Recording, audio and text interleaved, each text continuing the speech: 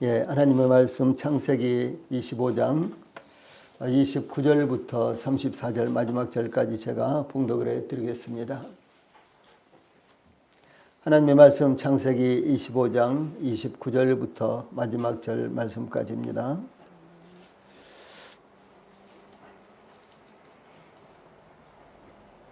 창세기 25장 29절부터 지금 봉독하겠습니다. 야곱이 죽을 쑤었더니 에서가 들에서 돌아와서 심히 피곤하여 야곱에게 이르되 내가 피곤하니 그 붉은 것을 내가 먹게 하라 한지라.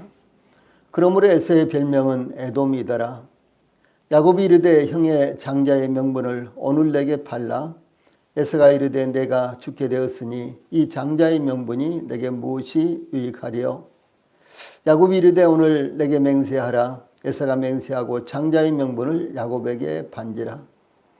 야곱의 떡과 팥죽을 에서에게 주며 에서가 먹으며 마시고 일어나 갔으니 에서가 장자의 명분을 가볍게 여김이었더라. 아멘. 25장 34절 마지막 절까지 봉독을 해드렸습니다. 오늘 저녁에는 지금 봉독해드린 창세기 25장 29절로 34절 말씀을 통해서 영적인 축복에 대한 가치, 영적의 축복에 대한 가치, 다른 말로 하면은 장자권에 대한 이와 같은 교훈입니다. 리브가가 뱃속에서부터 싸운 쌍둥이 에서와 야곱 사이에 결정적인 영적 싸움이 벌어지는 이 내용이 이 본문 가운데 나타나고 있습니다. 이 싸움은 그들의 운명을 바꿔놓을 중대한 싸움이며 그들의 후손들에게도 대대로 이어질 중대한 싸움입니다. 그러나 이와 같이 중대한 싸움임에도 불구하고 그 싸움은 처음부터 승패가 결정되어 판가름난 싸움이었습니다. 즉 하나님께서 리브가에게 23절 말씀에 보면은 두 국민이 내 태중에 있구나, 두 민족이 내 복중에서 붙어 나누이리라. 이 족속이 저 족속보다 강하겠고 큰 자가 어린 자를 섬기리라. 이렇게 말씀하신 대로 이루어질 것이기 때문이었습니다. 그러므로 이와 같은 세기의 싸움에 임하게 되는 에서와 야곱의 자세가 대단히 중요하다라는 사실을 우리는 본문을 통해서 볼 수가 있습니다. 하나님께서 우리에게 에서와 야곱이 그들 자신들의 운명과 그들의 후손의 운명을 결정짓는 중대한 싸움의 사건에서 무엇을 배우게 하실까요? 본문에 나타나는 하나님께서 예정하시는 것에 대해서 인간이 어떻게 하나님의 뜻을 따라 순례의 길을 가야 하는지, 다시 말해서 영적인 축복에 대한 가치가 어떤 것인가, 이런 부분에 대해서 말씀을 상고하겠습니다. 제일 먼저 29절로 30절에서는 미끼입니다. 성경은 그 아들들이 장성함에 에서는 익숙한 사냥꾼이므로 들사람이 되고 야곱은 조용한 사람이었으므로 장막에 거주하니 27절에 이런 사실을 먼저 증거하고 있는데 어렸을 때는 잘 모르지만 아이들이 장성하면서 성격도 나타나고 선호하는 것도 나타나게 됩니다. 에서는 그 성격대로 들에 나가 뛰어다니면서 익숙한 사냥꾼이 되었고 야곱은 조용한 성격이었기 때문에 장막에 거주했습니다. 즉 에서와 야곱은 전반적인 성격의 차이만큼이나 그 생활 방식에도 정반대의 차이가 나타나고 있는 것입니다. 그러므로 에서는 들에 나가 사냥을 함으로 사냥꾼으로 성장했고 야곱은 주로 집안일을 하면서 어머니 리브가를 도왔던 것으로 보입니다. 이와 같이 에서와 야곱은 각각 성격에 알맞게 직업을 갖게 되었습니다. 합당하고도 이 적절한 직업을 선택한 것으로 보입니다. 누구나 자기가 좋아하는 일을 하면서 하나님을 섬길 수 있다면 그것은 최선의 삶을 살게 될 수 있는 기회가 되기 때문에 그렇습니다. 이 본문의 29절 전반부에 야곱이 죽을 쑤었더니 이와 같은 말씀은 야곱이 집안일을 하면서 가족들의 식사를 준비하고 있었다는 것을 의미합니다. 죽은 끓인 음식으로 스프나 진한 국을 의미하는데 오늘날에도 이스라엘에서 재배되는 젓갈색의 렌지콩에 양파, 쌀 그리고 올리브 기름을 섞어서 조리하는 요리가 있다고 합니다.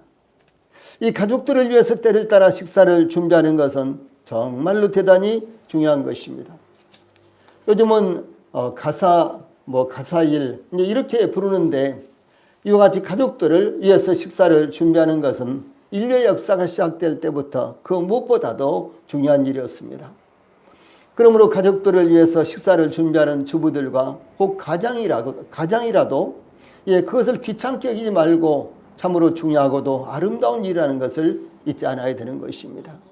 다시 말해서 주부가 아니라 가장이라고 할지라도 혹시 이와 같은 일을 하게 된다면 그것을 귀찮게 여기지 말고 대단히 중요한 것을 하고 있다라고 이렇게 생각해야 되는 것입니다.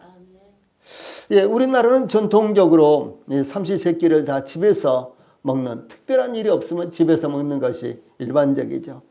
아니 요즘 젊은 사람들은 아침을 안 먹고 그냥 출근한다 이런 이야기도 들었는데 전통적으로는 삼시세끼를 다 집에서 식사를 하는 것이 우리나라의 풍습입니다. 그런데 동남아시아 같은 데 가보면은 이 아침은 대충 때우고 그리고 일터에 나와서 점심을 먹고 그리고 저녁도 거의 대체적으로 이제 이 집에 가서 식사를 만들어서 음식을 만들어서 저녁밥을 먹는 것이 아니라 퇴근하면서 퇴근할 때쯤 되면은 그 큰 대로변이나 작은 길이나 양쪽으로 노점 음식점들이 쫙 있습니다. 낮에는 없어요. 그런데 저녁 때가 되면 이 양쪽에 노점 음식점이 쫙 이렇게 서는데 아주 어두컴컴한 곳에서 조그만 이 전깃불 하나 이렇게 켜놓고요. 거의 대부분 다 덮밥이라는 거 있잖아요. 양파하고 양배추하고 막 썰어 가지고 볶아서 이제 접시에다가 밥을 주고 그 위에다가 이렇게 그것을 얹어서 주는 덮밥. 거의 보통이요. 이 덮밥에다가 반찬은 한 가지나 두 가지. 이 정도로 이렇게 이제 식사가 제공되는데 이제 그 같은 것을 이제 사먹고 그냥 이렇게 집에 들어가고 이제 그런 것을 일상적으로 볼 수가 있습니다. 저도 미얀마에서 이제 저녁 때가 되면 온통 그야말로 이제 그런 그 거리마다 이렇게 저녁밥을 파니라고요. 이제 그런 이제 모습이어서 우리도 한번 사 먹어보자. 과연 어떤 맛인가. 그래서 이제 어떤 그 노점에 가서 이제 이렇게 거기 조그만 동그란 의자 이렇게 있어서 거기 앉아가지고 이렇게 들고 이렇게 사 먹어봤어요. 그런데 이제 처음 먹어서 그런지 그냥 보통 쌀밥에다가 이렇게 이제 위에다가 반찬 얹어서 양배추하고 양파하고 이렇게 또 좀 넣겠죠. 그거 이제 볶아가지고 이제 구에다가 이렇게 국물 좀 하고 이렇게 함께 끼얹어 주는 거예요. 그래서 이렇게 먹어보니까 그냥 먹을만 하더라고요. 그런데 이제 대부분 다 그래서 저희들이 먹으니까 옆에서 막 눈치 보면서 자기들도 먹고요. 이렇게 해서 이제 먹고 집에 들어가는 그런 모습들을 봤습니다. 그런데 우리나라는 전통적으로 이제 삼시세끼를 다 집에서 먹지만은 그러나 요즘은 이제 직장 생활하니까 도시락을 싸가지고 가거나 혹은 회사에서 혹은 회사 근처에서 점심을 사 먹거나 이렇게 하죠. 어떻든지 간에 가족들의 이와 같은 식사를 준비한다는 것, 이것을 우리 성도들이 주부가 되거나 가장이 되거나 귀찮게 여기지 말고 참으로 아름다운 일을, 귀한 일을 하고 있다라는 이와 같은 마음을 갖게 되시기를 바랍니다. 그런데 이 본문에 보면은 에서가 들에서 돌아와서 심히 피곤하여 29절 후반부에 이런 말씀이 나오죠. 에서가 들에서 사냥을 하고 혹은 가축을 돌보고 밭에서 곡식을 가꾸는 일로 집에 돌아왔는데 심히 피곤하고 지쳐있는 것을 의미합니다. 가족들을 위해서 사냥하며 가축을 돌보며 또한 밭에서 피곤하고 지칠 정도로 일을 하는 에서는 부지런하고도 성실한 사람이었다는 것을 의미합니다. 이와 같이 에서와 야곱 두 사람은 성실하고 부지런한 사람으로 성장했습니다. 가족들을 위해서 때를 따라 식사를 준비하는 것이나 직장에서 하루 종일 시달리며 일하는 분들이나 부지런함과 성실함으로 감당하는 것은 아름답고도 귀한 일입니다. 특히 가사를 책임지면서도 직장에 나가야 하는 성도들은 더욱 성실하고 부지런해야 하지만은 한편 그 피곤함과 분주함은 말로 표현할 수가 없는 것입니다. 에스가 들에서 돌아와 심히 피곤하였는데 마침 야곱이 죽을 쓰는 것을 보고 30절에 내가 피곤하니 그 붉은 것을 내가 먹게 하라 이렇게 요구한 것은 당연한 일이었습니다. 예, 시장했고 피곤했고 지쳐 있었는데 마침 죽을 쓰고 있거든요. 아주 입맛을 돋궜겠죠. 그래서 그 죽 나한테 그 한 그릇 떠서 내가 좀 먹고 싶다. 나한테 좀 주라. 이렇게 요구하는 것은 당연한 일이었겠죠. 예, 그런데 에서가 그 붉은 것을 내가 먹게 하라 라고 이렇게 요구한 말에는 그 붉은 것을 내게 먹게 하라 라고 요구한 이 말에는요, 이 붉은 것을 그 말씀은 우리말로 이렇게 번역이 되는데 원어상으로는 그 붉고 붉은 것 이렇게 되어 있어요. 그 붉고 붉은 것. 예, 그래서 이 붉은이라는 말을 원어에서는 2번이나 반복하고 있는데 무슨 의미인 거는요, 에서가 야곱이 죽을 쓰고 있는 죽에 대해서 얼마나 먹고 싶어 하는지 나타내고 있는 것입니다. 예, 그 죽을 쓰고 있는 것을 보니까, 예, 야곱이 죽을 쓰고 있는 것을 에서가 보니까요, 너무너무 먹고 싶어 가지고 거기에 그야말로 홀랑 마음을 빼앗기고 이제 이렇게 하고 있는 모습, 정신을 빼앗기고 있는 이런 모습이 여기에 나타나고 있다라고 하는 것입니다. 피곤하고 배가 고플 때는 누구나 먹을 것을 필요로 하는 것입니다. 그런데 에서는 보통 이상으로 감당할 수 없는 식욕을 느끼고 있었다는 것이 나타나고 있습니다. 예, 특별히 에서는 야곱이 쏜 죽 맛을 잘 알고 있었던 것으로 보입니다. 아마도 야곱은 에서의 마음을 사로잡을 정도로 죽의 대가였을지도 모르겠습니다. 음식 맛에 사로잡혀 이곳저곳 쫓아다니는 사람들도 참 많이 있죠.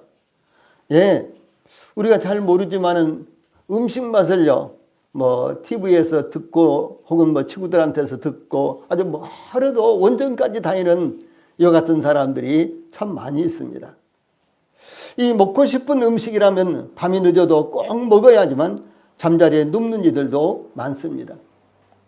먹는 데에는 돈이 드는 것이나 시간이 걸리는 것이나 거리가 먼 곳이라도 별 상관없이 반드시 먹어야 직성이 풀리는 이들도 있는 것입니다. 에서같이 어떤 음식에 사로잡혔다거나 어떤 취미생활에 사로잡혔거나, 예, 또는 너무나 집착할 때 오는 폐해는 예상외로 크게 나타날 수 있다라고 하는 것입니다. 집착하거나 사로잡히게 되면 이성적으로 판단하기가 어려워지고 실수를 저지른다거나 과욕을 부리게 되기 때문입니다. 에서는 야곱이 쓰고 있는 붉은 팥죽에 정신을 잃을 정도로 집착하고 있었습니다. 사도 바울도 로마서 14장 20절에 식물을 인하여 하나님의 사업을 무너지게 말라 이렇게 권하고 있습니다. 이 식물 때문에 하나님의 일을 그르쳐서는 안 된다라고 이렇게 권고하고 있는 것입니다.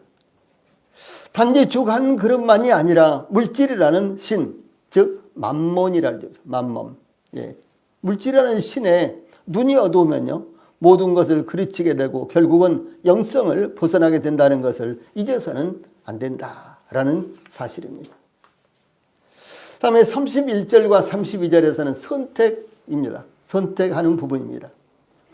야곱이 죽을 쓰고 있을 때 에서가 야곱에게 내가 피곤하니 그 붉은 것을 내가 먹게 하라 이렇게 여쭤가자 야곱은 형 많이 피곤하지 배부르게 먹어 그러면서 죽을 한 사발 퍼서 주는 것이 아니라 형의 장자의 명분을 오늘 내게 팔라 이렇게 요청을 합니다.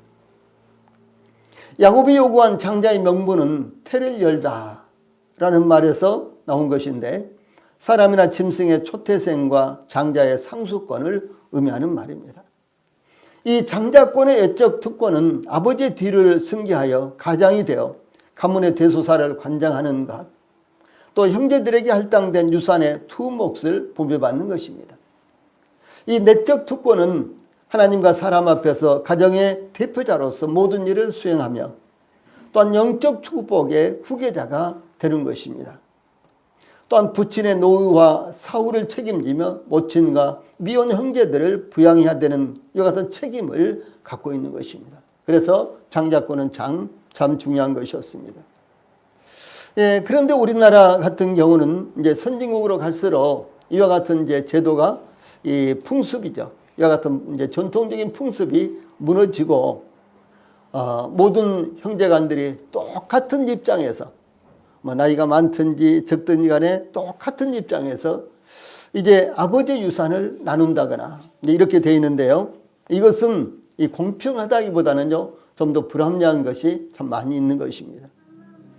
왜냐하면 나이가 많은 이와 같은 형제간들은 예, 부모를 위해서 많이 봉사하고 또 부모가 재산을 이루기까지 거기에 많은 헌신을 했습니다. 그러나 나이가 아주 어린 이와 같은 형제는 예, 오히려 호강이나 하고 뭐 내지는 또 어리광이나 부리고 그러다가 이제 장성하고 예, 그러다가 이제 부모의 유산을 나눌 때쯤 되어도 나이가 어린 이와 같은 형제들은요, 이제 자녀들은 부모의 유산을 이제 부모의 재산을 형성하는 데 있어서 전혀 기여하지 못했기 때문에 그것을 공평하게 나누는 것은요, 많이 불합리한 것입니다. 예, 그런데 지금 이제 우리나라는 예, 자녀들이 뭐 5이거나 10명이거나 모두 다 똑같이 분배를 하는 것을 원칙으로 하고 있기 때문에 실제로 이것은요, 많이 불합리한 것입니다.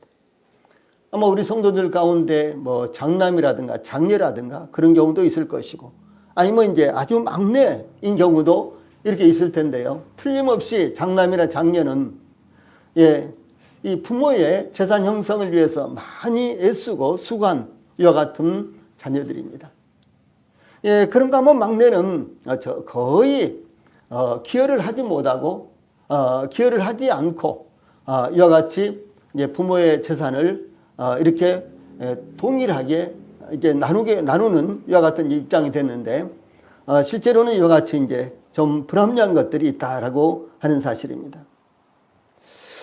그래서 이제 이와 같이 이 장자권의 애적 특권과 내적 특권은 대단히 중요한 것인데, 이제 거기에 아울러서 거기에 따른 이제 그 책임도 있다라고 하는 사실을 성경에서 볼 수가 있는 것입니다. 예, 그런데 왜 야곱은 에서에게 형의 장자의 명분을 오늘 내게 팔라 30절에 이렇게 요청했을까? 왜 장자의 명분을 그렇게 사고 싶어 했을까요? 이 자칫 야곱의 요구가 두 형제 사이에 분쟁이 되어서 야곱이 에서에게 봉변을 당할 수도 있는 요구였는데 야곱은 대담하게 에서에게 장자권을 팔라고 요청한 것입니다. 이 야곱이 사용한 팔라라는 말은요, 팔다, 양도하다 이런 말인데 아주 강조형으로 나타나 있고 또 뿐만 아니라 명령형으로 나타나 있습니다. 근데 형과 동생, 물론 이제 쌍둥이지만요, 형과 동생. 그런데 동생이 이와 같이 명령할 수 있는 그와 같은 관계는 아닙니다. 특별히 구약시대의 장자와 이 차자, 장남과 맏아들과 차남은 굉장히 거리가, 이 간격이 아주 많은 이와 같은 위치에 있습니다. 그래서 이 장자는 형은 동생들을요, 다스리고 통제하고 명령하고 이렇게 할 수 있지만은 그러나 이 차자나 그 밑에 장자가 아닌 그 밑에 아들들은 형한테 명령을 한다거나 요청한다거나 그러는 것은 불가능한 것입니다. 그런데 야곱은 여기에서 아주 강력하게 요청하고 있고 그리고 명령하고 있는 이와 같은 모습을 여기서 볼 수가 있다라고 하는 사실입니다. 예, 그런데 이렇게 할 수 있는 것은요, 다시 말해서 야곱은 아주 당당하게 에서에게 장자권을 팔라고 명령처럼 요구를 하고 있는데 야곱이 이와 같이 에서의 약점을 이용하여 에서에게 장자권을 팔라고 요청한 것은 장자권의 중요성을 절실하게 깨닫고 있었기 때문이며 한편으로요, 에서가 장자권에 대해서 겸허리 아주 가볍게 여기고 있는 것을 알고 있었기 때문에 그렇습니다. 예, 그렇게 말해도 형 에서는 별로 이 장자권에 대해서 중요성을 모르고 있었기 때문에 이제 형 에서의 마음을 심기를 건드릴 것이 없다 라고 이렇게 야곱은 충분하게 파악을 하고 있었다라고 하는 사실입니다. 우리는 영적인 것들의 소중함을 깨닫고 있는 그리스도인들입니다. 하나님의 은혜가 얼마나 중요한 것입니까? 하나님 앞에 모여 예배드리는 것이 얼마나 중요한 것입니까? 우리가 기도하는 것이 얼마나 중요한 것입니까? 또한 우리가 믿고 받아들이는 성경의 복음이 얼마나 중요한 것입니까? 대부분의 사람들이 성경의 복음을 외면합니다. 또한 대부분의 명목상의 기독교인들도 성경의 복음을 받아들이지 않고 있습니다. 그러나 우리는 복음의 중요성, 즉 가치를 알고 있습니다. 복음만이 우리를 살리는 것입니다. 우리를 사망에서 생명으로 인도하는 것입니다. 영원한 지옥 형벌로부터 영원한 복락의 천국으로 인도하는 것입니다. 또한 그리스도인들의 모임인 주님의 몸된 교회는 얼마나 중요한 것입니까? 이와 같은 영적인 가치를 알고 교회의 중요성을 깨닫는 것은 심지어 구원을 받았어도 깨달음이 없는 경우가 많기 때문에 더욱 중요한 것입니다. 사도 바울은 교회의 중요성에 대해서 에베소 5장 25절에서 그리스도께서 교회를 사랑하시고 그 교회를 위하여 자신을 주심 이렇게 표현하고 있습니다. 참 놀라운 말씀입니다. 그리스도께서 교회를 사랑하시고 그 교회를 위하여 자신을 주심. 그러므로 저희들이 교회예요. 교회의 지체가 되어 있다는 것은 말로 표현할 수 없는 축복이라고 할 수가 있다라고 하는 사실입니다. 그러므로 장자이면서도 장자권의 가치를 깨닫지 못하고 있는 에서는 32절에 내가 죽게 되었으니 이 장자의 명분이 내게 무엇이 유익하리요 이렇게 고백하고 있습니다. 내가 죽게 되었는데 이 장자권 이것이 무슨 필요가 있어? 그렇게 고백을 하고 있다는 사실이죠. 사실 배가 고파 죽게 되었어도 지켜야 할 것은 장자권입니다. 그렇죠? 그 가치를 알고 있는 저희들은요. 그리고 구원받은 성도들은 그 가치를 알고 있는 것입니다.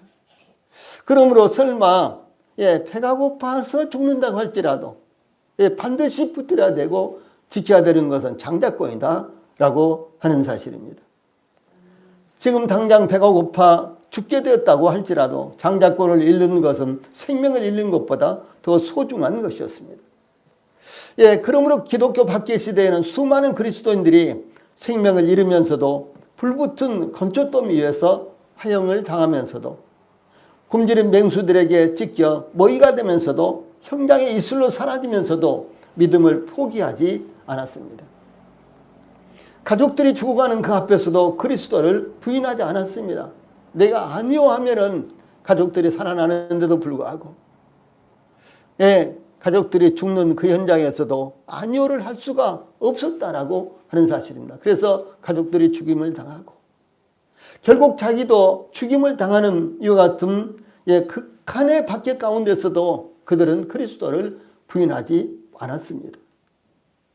스데반은 돌로 맞아 순교하면서도 예수님을 부인하지 않았으며 이 초대교회의 서문화교회의 감독인 폴리갑이라는 이 감독은 그때 이제 총독이 이렇게 유혹을 합니다. 나이를 고려하여 봐줄 테니 그리스도를 부인하고 황제에게 희생제사를 드리는 것이 어때? 이렇게 미혹을 합니다. 이 미혹의 말을 듣자 폴리갑은 나는 86년간 나의 주 예수 그리스도를 섬겼습니다. 하지만 그분은 나를 한 번이라도 부인하시지 않았습니다. 내가 어떻게 모든 사간 것에서 나를 보존하시고 나를 구원하실 나의 왕을 부인할 수 있겠습니까? 라고 대답하고요. 사형장으로 걸어갔습니다. 에서는 32절에 내가 죽게 되었으니 이 장자의 명분이 내게 무엇이 유익하리요? 라고 대답했습니다. 배고픔을 해결하는 데는 장자권이 무용하다라고 하는 것입니다. 그러므로 에서는 망설이지 않고 죽 한 그릇에 장자권을 내어준 것입니다. 육적인 만족을 위해 하나님의 축복보다도 한 그릇의 죽을 더 중요하게 여겼던 것입니다. 그러나 에서가 말한 것처럼 우리가 만약 죽게 되는 상황이 되고 극단적으로 어려운 상황이 되었다면 우리가 더욱 의지하고 붙들어야 할 것은 하나님과 주 예수님에 대한 믿음이라는 것을 잊지 않아야 하는 것입니다. 더 어려워져도, 극단적으로 어려움이 와도 우리가 그럴 때일수록 더욱 붙들어야 되는 것, 그럴 때일수록 우리가 더욱더욱 포기할 수 없는 것, 그것이 바로 하나님과 주 예수 그리스도에 대한 믿음이다 라고 하는 사실입니다. 배고픔이라는 것은 대단히 중요한 것입니다. 오늘날은 어디를 가거나 먹을 것이 있고 배를 채울 것이 있습니다. 그러나 저희들은 배고픈 시절을 겪으면서 살았습니다. 학교에서 돌아올 때는 남의 밭에 고구마, 무, 가지도 훔쳐 먹었습니다. 고구마를 이제 밭에서 캐서 이렇게 먹으면요, 입술이 녹말이 묻어가지고 입술이 아주 까맣게 이렇게 변하죠. 그래도 밭에서 나무 밭에서 고구마 하나 캐가지고 그냥 잔디에다가 이렇게 문질러서 흙 이렇게 벗겨버리고요. 그리고 그냥 이렇게 먹으면은 그 얼마나 맛있고 그리고 든든하든지. 그런 경험을 겪어보지 못한 분들은 배고픔이 무엇인지 모르는 것입니다. 군대 생활할 때도 얼마나 배가 고프든지 밥을 훔쳐 먹기도 했습니다. 또 뿐만 아니라 사회에 나와서도 이 배고픔을 몇 차례 겪었습니다. 이틀씩, 3일씩은 보통으로 굶어봤습니다. 전혀 음식을 사 먹을 돈이 없어서가 아니라 돈은 약간 있었는데 그것을 가지고 음식을 사 먹을 만한 그런 형편이 안 됐기 때문에 그냥 굶었어요. 하루, 이틀, 3일 그렇게 굶는 것은 그냥 보편적으로 그렇게 굶어봤습니다.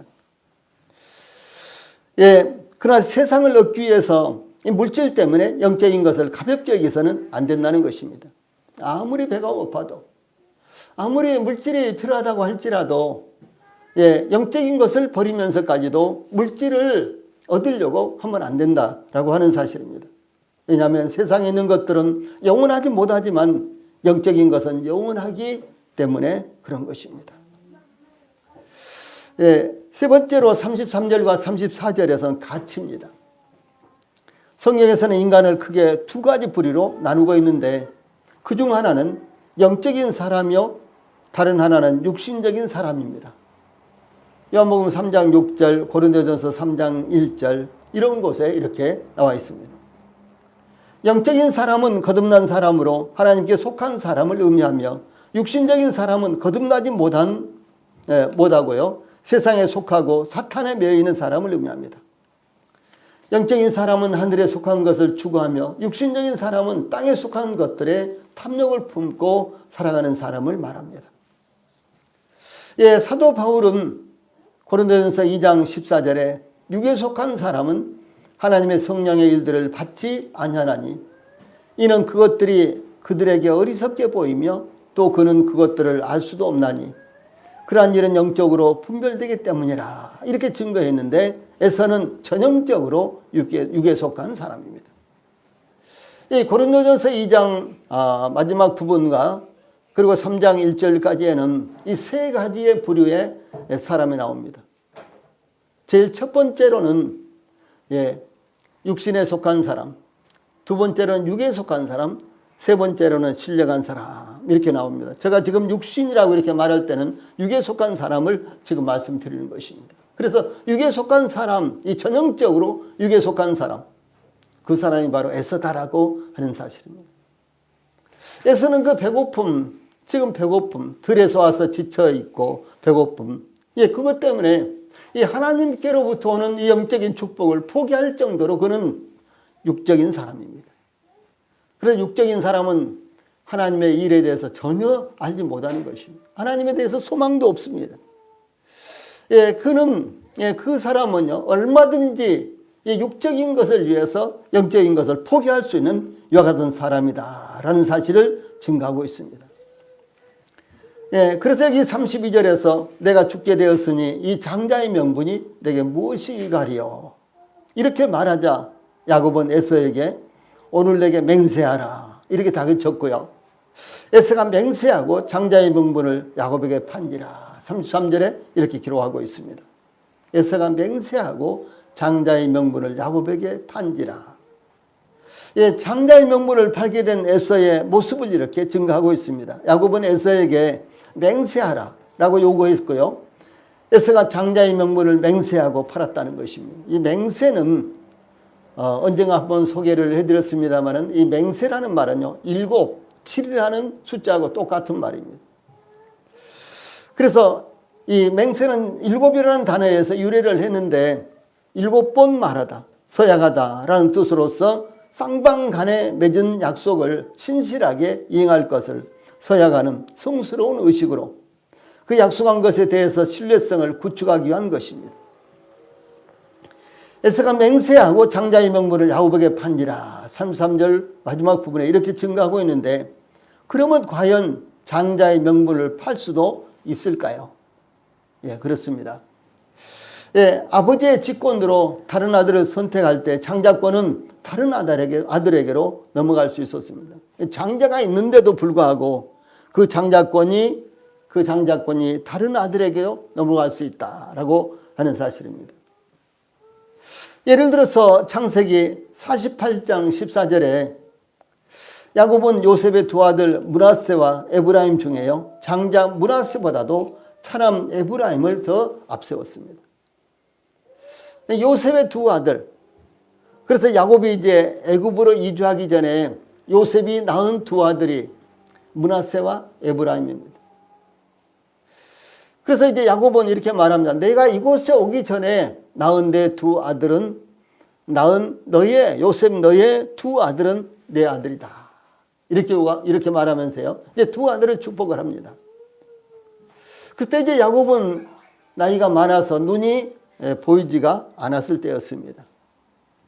그래서 이제 축복을 받기 위해서 요셉은 자기의 두 아들을 아버지 야곱 앞으로 데리고 와서 아버지의 오른쪽 손은 장자의 므낫세의 머리 위에 언도로 이렇게 하고 그 다음에 야곱의 그 왼쪽 손은 요셉의 둘째 아들인 에브라임의 머리 위에다가 이렇게 얹을 수 있도록 각자 야곱 앞에 딱 들여다 놨습니다. 그런데 이 야곱이 갑자기 손을 어긋맞겨 가지고 오른손으로는 에브라임 머리 위에 그리고 왼손으로는 므낫세 머리 위에 얹는 거예요. 이 두 아들을 축복한다면 당연히 오른손은 장자의 머리 위에 그리고 왼손은 작은 아들의 차자의 머리 위에다가 얹는 것이 맞는 것인데 그래서 이렇게 하면 맞는데 이렇게 어긋맞춰서요 축복을 하려고 하는 거예요. 요셉이 깜짝 놀라서 아버지 아닙니다. 그쪽은 작은 아들이고 이쪽은 큰 아들입니다. 그때요 야곱이 내 아들아 나도 안다 내 아들아 이렇게 말하면서요 그 작은 아들이 더 큰 자가 될 것이다 라고 이렇게 말하면서 이제 므낫세와 에브라임, 그래서 므낫세가 요셉의 큰 아들이고 에브라임의 둘째 아들인데 여기서 야곱은 에브라임을 앞세워서 장자의 축복을 하고 므낫세를 차자의 축복으로 이렇게 했다라고 하는 사실입니다. 또 뿐만 아니라 요셉은 이제 야곱이 이제 죽을 때쯤 되어서요. 이제 요셉에게 이렇게 유언을 합니다. 다른 형제들보다도 세겜 땅을 더 주겠다. 이렇게 예언을 합니다. 이미 세겜 땅은 야곱의 소유가 확보된 땅이었습니다. 비록 야곱이 이제 가족들을 데리고 저희 애굽으로 기근 때문에 애굽으로 내려왔지만 가나안 땅에 있는 세겜 땅은 야곱의 소유가 되어 있었습니다. 그런데 그 땅을 요셉 너에게 더해주겠다. 이렇게 말합니다. 이제 이 말씀을 통해서 나타나는 것은 무엇인고는 바로 요셉이 11번째의 아들인데 그렇죠? 요셉은 11번째의 아들이었습니다. 야곱의 12아들 가운데 요셉은 11번째의 아들인데 요셉을 장자로 세우는 이와 같은 모습이 여기 나타나는 것입니다. 그래서 역대상 26장 10절에서는 요셉이 이제 12아들 가운데 장자로 임명이 됐다라고 이렇게 말합니다. 그래서 이제 이와 같이 아버지가 아들들이 많은데 그 중에서 아버지가 이제 원하는 대로 이제 맏아들을 장자로 하고 뭐 이렇게 이제 하지 않고 뭐 차남을 장자로 한다든가 막내를 장자로 한다든가 이렇게 할 수가 있다라고 하는 사실입니다. 또한 장자권을 가진 아들이 중대한 범죄를 저지르면 그 자격을 박탈당할 수도 있습니다. 그 사례가요, 바로 르벤이에요. 르벤은 아주 덩치도 크고요, 아주 기골이 장대한 이와 같은 맏아들이었습니다. 그런데 이 르벤이 성모 비라와 동침을 했어요. 그것을 야곱이 알았습니다. 참 슬픈 일이죠. 그래서 그가 야곱이 이제 축복을 할 때 이 르벤의 이 범죄로 말미암아 르벤을 이제 죄를 시킵니다. 축복을 하지만 그에게 장자로서 받을 축복을 하지 않고요, 오히려 요셉의 아들 가운데요 에브라임에게 그와 같은 축복을 하는 모습이 창세기 49장에 나타나고 있습니다. 또한 본절에 나타나는 것처럼 본인 스스로가 맹세를 통해서 장자권을 양도할 수도 있습니다. 그래서 양자권을 이양할 수도 있고 사고 팔 수도 있고 그런 관례가 있었다라고 하는 사실이죠. 이와 같이 이제 에서와 야곱 사이에, 야곱과 에서 사이에 계약이 끝나자 야곱은 에서에게 떡과 팥죽을 떠주자 에서는 먹고 마시고 그야말로 아무 일도 없었던 것처럼 떠났습니다. 전혀 이 장자권에 대한 미련도 없었어요. 장자권에 대한 아쉬움도 없었습니다. 맹세하고 장자권을 이제 팥죽 한 그릇에 바꿔 먹고 그러고는 아무 일도 없었던 것처럼 이렇게 떠났다라고 하는 것입니다. 이와 같은 에서의 태도에 대해서 에서가 장자의 명분을 가볍게 여김이었더라 3, 4절 후반부에 이렇게 증가하고 있죠. 이 가볍게 여기다, 경홀히 여기다. 이제 구역에는 경홀히 여기다 이렇게 돼 있죠. 그리고 지금 우리가 보고 있는 성경은 가볍게 여기다 이렇게 돼 있고요. 이 말은 업신여기다, 얕보다, 더 스파이스, 그러니까 멸시하다 그런 말입니다. 장자권에 대해서 멸시한 거예요. 참 놀라운 것입니다. 우리 성도님들, 우리가 은혜로 구원을 받았죠. 우리는 아무런 수고 없이 구원을 받았습니다.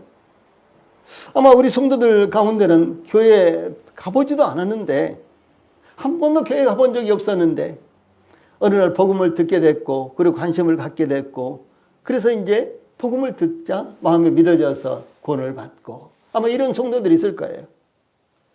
혹은 어떤 성도들은 그냥 어려운 가운데서도 교회 생활을 하느라고요 아주 애쓰고 그런 분들이 있었을 것입니다.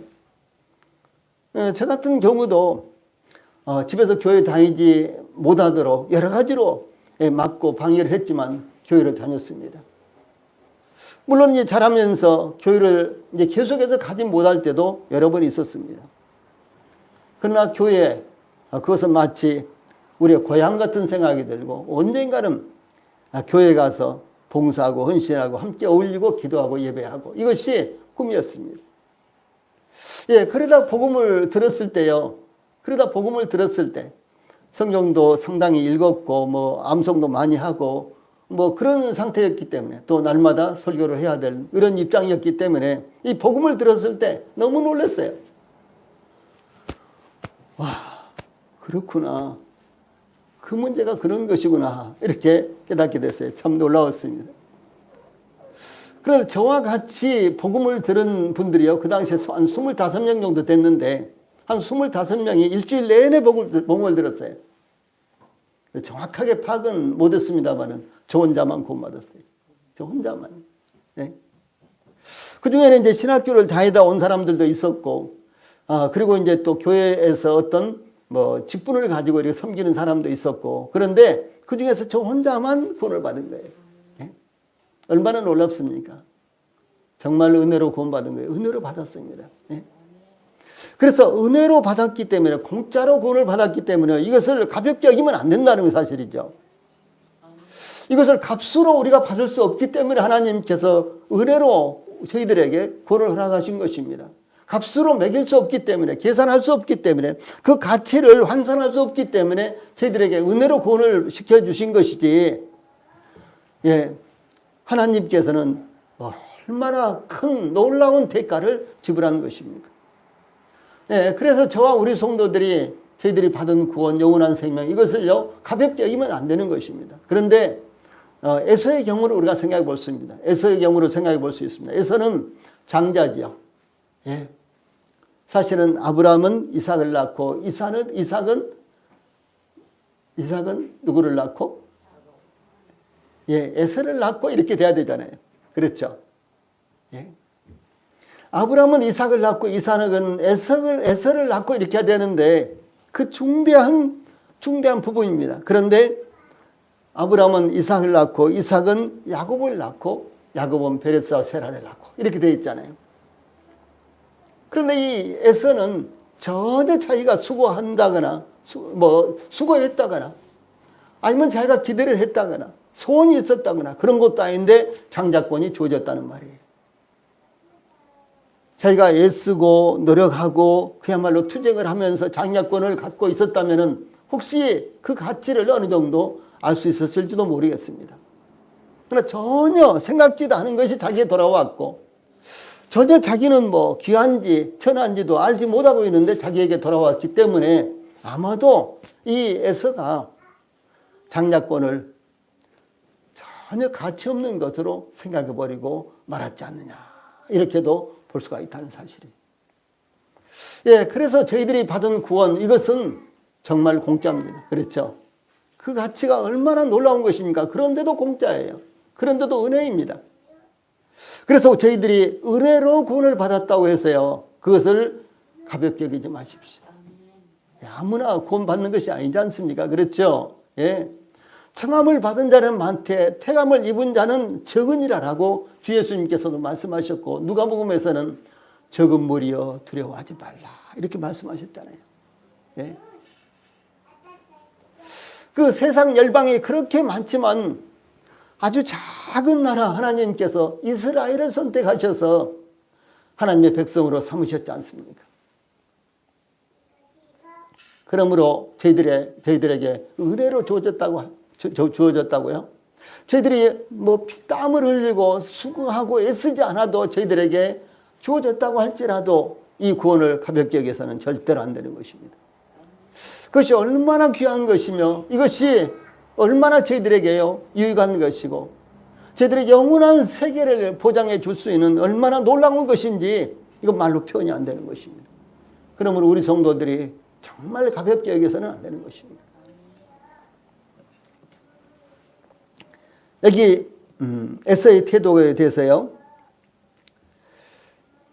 에서는 떡과 팥죽을, 야곱이 에서에게 떡과 팥죽을 주자요, 에서가 먹고 마치 아무 일도 없었던 것처럼 나갔어요. 참 이런 한심한 사람이 어디 있습니까?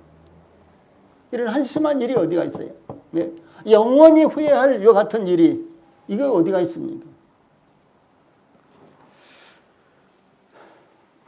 이와 같이 에서는 육적인 사람으로 그의 몸은 귀하게 여기지만, 육적인 사람으로 에서는 그의 몸은 귀하게 여기는 반면에 하나님의 축복은 대수롭지 않게 여겼다라고 하는 사실입니다. 이는 하나님의 축복보다는 자기 몸을 더 귀하게 여길 정도로 육신에 매여서 살아가고 있는 사람, 비신앙적인 사람이었다라는 사실을 의미하는 것입니다. 그러므로 우리 성도들이 항상 하나님 앞에 은혜로 받은 이 구원에 대해서 감사하고, 내가 눈물로도 내가 그 무엇으로도 갚을 수 없는 것에 대해서 하나님 앞에 감사하고 귀하게 여기셔야 되는 것입니다. 히브리서 12장 16절에서 히브리서 기자는 음행하는 자와 혹 한 그릇 식물을 위하여 장자의 명분을 판 에서와 같이 망령된 자가 있을까 두려워라. 참 청천벽력과 같은 이런 말씀이 여기 나타나고 있습니다. 죽 한 그릇에 장자권을 팔아버린 에서의 행동은 망령된 것, 즉 무슨 말입니까? 미친 것이라는, 미친 짓이라는 이와 같은 의미입니다. 이 망령된 이런 말은요, 경건치 않은 세속적인 이라는 뜻으로 에서는 경건치 않은 사람이요 세속적인 사람이었다라고 하는 사실입니다. 그래서 우리가 영적인 것을 귀하게 여기지 않는다면요, 우리도 세속적인 사람이 되어버리는 거예요. 또 히브리서 기자는 에서에 대해서 계속해서 증거하기를, 조금 전에 그 말씀은 히브리서 12장 16절 말씀이고 그 다음에 17절에 이렇게 말씀합니다. 너희가 아는 바와 같이 에서가 그 후에 축복을 이어받으려고 눈물을 흘리며 구하되 버림바가 되어 회개할 기회를 얻지 못하였느니라. 이렇게 증거하고 있습니다. 이제 그 다음에 이제 나옵니다. 우리가 이제 그런 말씀도 앞으로 가서 나누게 될 것입니다. 그래서 에서가 장자권을 아주 가볍게 여기고, 팥죽 한 그릇에 장자권을 팔고서도요, 아무 일도 없었다는 듯 태연하게 자리를 떴어요. 그런데 나중에 축복이 자기에게 돌아오지 않자 그가 울며 눈물을 흘리며 구했지만은, 그러나 그것이 그에게 돌아오지를 않았습니다. 그래서 한 그릇의 죽을 대가로 장자권을 팔아버린 에서에게는 다시금 그것을 회복할 기회가 주어지지 않았다라고 하는 사실입니다. 그 결과 에서는 영원히 버림받은 사람이 되고 말았습니다. 우리는 항상 영적인 것과 육적인 것 사이에 갈림길에 있습니다. 영적인 것과 육신적인 것, 혹은 영적인 것과 육적인 것의 갈림길에 있습니다. 우리는 영적인 것을 선택할 수도 있고 또한 육적인 것을 선택할 수도 있습니다. 그러나 우리가 영적인 것을 버리고 육적인 것을 선택할 때 다시는 그것을 회복할 수 있는 기회를 상실해 버릴 수도 있다라고 하는 사실을 우리들에게 교훈하고 있는 것입니다. 그러므로 하나님의 축복을 가볍게 여김으로 영적인 것을 버렸던 에서를 통해 교훈을 받아야 하는 기회로 삼아야 되는 것입니다. 히브리서 기자는 히브리서 10장 23절에 또 약속하신 이는 미쁘시니 우리가 믿는 도리의 소망을 움직이지 말고 굳게 잡아라. 우리가 믿는 소망을 굳게 잡아라. 우리의 구원을, 우리의 믿음을 굳게 잡아라. 이렇게 증거하고 있습니다. 또 사도 요한은 요한계시록 3장 11절에서 내가 속히 오리니 내가 가진 것을 굳게 잡아 아무나 내 면류관을 빼앗지 못하게 하라. 내가 가진 것을 굳게 잡아라. 내가 가진 것을 굳게 잡아라. 우리가 가진 것이 무엇입니까? 이 영적인 것입니다. 우리가 가진 것이 무엇입니까? 구원. 영원한 생명입니다. 믿음입니다. 이것을 굳게 잡으라고 이렇게 공고하고 있습니다. 우리 모든 성도들이 하나님께로부터 온 영적인 것의 가치를 깨닫고 굳게 잡으시기 바랍니다. 기도하시겠습니다.